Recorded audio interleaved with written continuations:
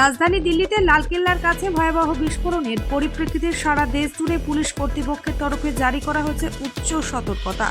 যে কোনো অপ্রীতিকর ঘটনা বা সন্দেহজনক যান চলাচল রোধ করতে সীমান্তবর্তী এলাকায় চলছে কড়া নজরদারি। এর পাশাপাশি সীমান্তবর্তী এলাকায় জিরো টলারেন্স নীতি গ্রহণ করেছে পুলিশ।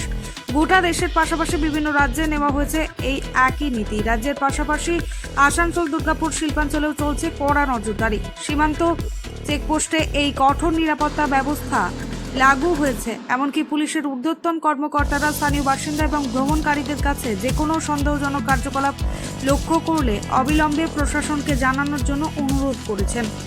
দিল্লির বিস্ফোরণের ঘটনার পর মঙ্গলবার দেখা গেল বাঁকুড়া জেলা থেকে পশ্চিম বর্ধমানে আসা 2 চাকা এবং 4 চাকা গাড়ি পর্যবেক্ষণ করে দেখছেন আসানসোল দুর্গাপুর পুলিশ কমিশনারেটের কোকোভিন থানার পুলিশ আধিকারিকরা।